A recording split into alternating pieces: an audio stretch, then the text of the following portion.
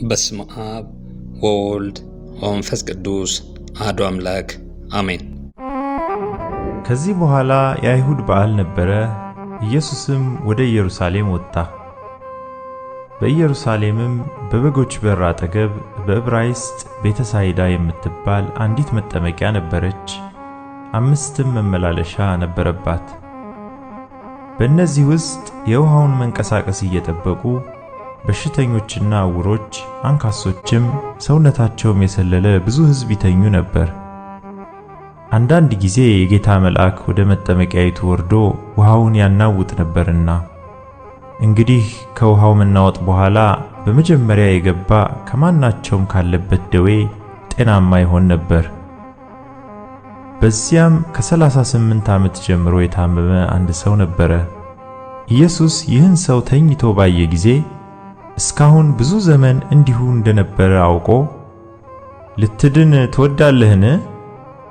አለው። ድውዩም ጌታ ሆይ፣ ውሃው በተናወጠ ጊዜ በመጠመቂያይቱ ውስጥ የሚያኖረኝ ሰው የለኝም። ነገር ግን እኔ ስመጣ ሳለሁ ሌላው ቀድሞኝ ይወርዳል ብሎ መለሰለት። ኢየሱስ ተነሳና አልጋህን ተሸክመህ ሂድ አለው። ወዲያውም ሰውየው ዳነ፣ አልጋውንም ተሸክሞ ሄደ። ያም ቀን ሰንበት ነበረ። ስለዚህ አይሁድ የተፈወሰውን ሰው ሰንበት ነው፣ አልጋህንም ልትሸከም አልተፈቀደልህም አሉት።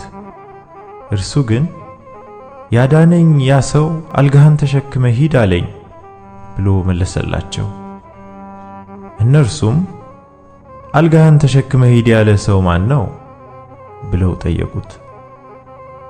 ዳሩ ግን በዚያ ስፍራ ሕዝብ ስለነበሩ ኢየሱስ ፈቀቅ ብሎ ነበርና የተፈወሰው ሰው ማን እንደሆነ አላወቀም። ከዚህ በኋላ ኢየሱስ በመቅደስ አገኘውና እነሆ ድነሃል፣ ከዚህ የሚብስ እንዳይደርስብህ ወደፊት ኃጢአት አትሥራ አለው።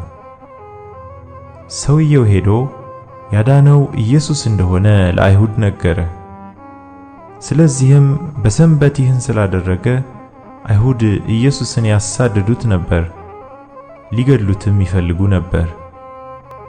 ኢየሱስ ግን አባቴ እስከ ዛሬ ይሠራል፣ እኔም ደግሞ እሠራለሁ ብሎ መለሰላቸው።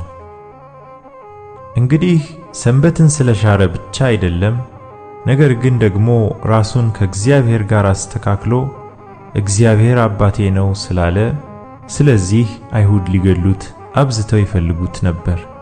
ስለዚህ ኢየሱስ መለሰ እንዲህም አላቸው፣ እውነት እውነት እላችኋለሁ፣ አብ ሲያደርግ ያየውን ነው እንጂ ወልድ ከራሱ ሊያደርግ ምንም አይችልም። ያ የሚያደርገውን ሁሉ ወልድ ደግሞ ይህን እንዲሁ ያደርጋልና። አብ ወልድን ይወዳልና የሚያደርገውንም ሁሉ ያሳየዋል። እናንተም ትደነቁ ዘንድ ከዚህ የሚበልጥ ሥራ ያሳየዋል።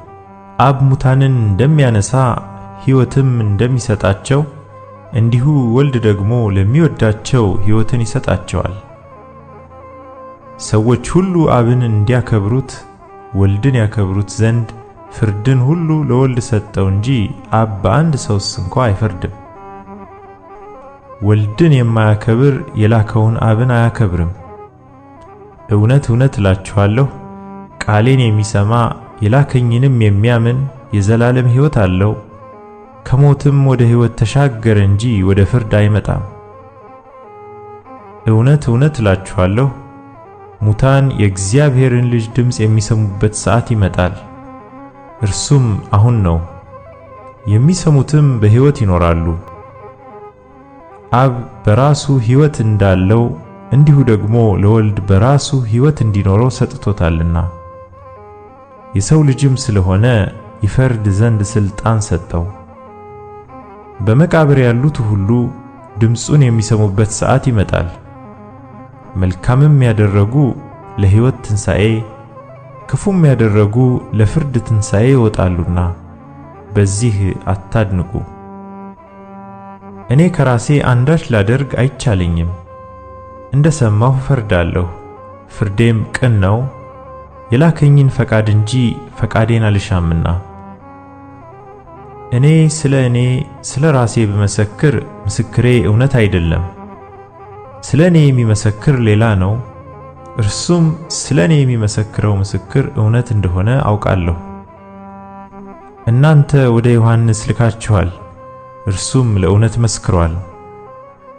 እኔ ግን ከሰው ምስክር አልቀበልም፣ እናንተ እንድትድኑ ይህን እላለሁ እንጂ። እርሱ የሚነድና የሚያበራ መብራት ነበረ፣ እናንተም ጥቂት ዘመን በብርሃኑ ደስ ሊላችሁ ወደዳችሁ። እኔ ግን ከዮሐንስ ምስክር የሚበልጥ ምስክር አለኝ። አብ ልፈጽመው የሰጠኝ ሥራ፣ ይህ የማደርገው ሥራ አብ እንደላከኝ ስለ እኔ ይመሰክራልና። የላከኝ አብም እርሱ ስለ እኔ መስክሯል። ድምፁን ከቶ አልሰማችሁም፣ መልኩንም አላያችሁም። እርሱም የላከውን እናንተ አታምኑምና በእናንተ ዘንድ የሚኖር ቃሉ የላችሁም። እናንተ በመጻሕፍት የዘላለም ሕይወት እንዳላችሁ ይመስላችኋልና እነርሱን ትመረምራላችሁ፣ እነርሱም ስለ እኔ የሚመሰክሩ ናቸው። ነገር ግን ሕይወት እንዲሆንላችሁ ወደ እኔ ልትመጡ አትወዱም። ከሰው ክብርን አልቀበልም፣ ዳሩ ግን የእግዚአብሔር ፍቅር በራሳችሁ እንደሌላችሁ አውቃችኋለሁ። እኔ በአባቴ ስም መጥቻለሁ፣ አልተቀበላችሁኝምም። ሌላው በራሱ ስም ቢመጣ እርሱን ትቀበሉታላችሁ። እናንተ እርስ በርሳችሁ ክብር የምትቀባበሉ ከአንዱም ከእግዚአብሔር ያለውን ክብር የማትፈልጉ እንዴት ልታምኑ ትችላላችሁ? እኔ በአብ ዘንድ የምከሳችሁ አይምሰላችሁ። የሚከሳችሁ አለ፣ እርሱም ተስፋ የምታደርጉት ሙሴ ነው።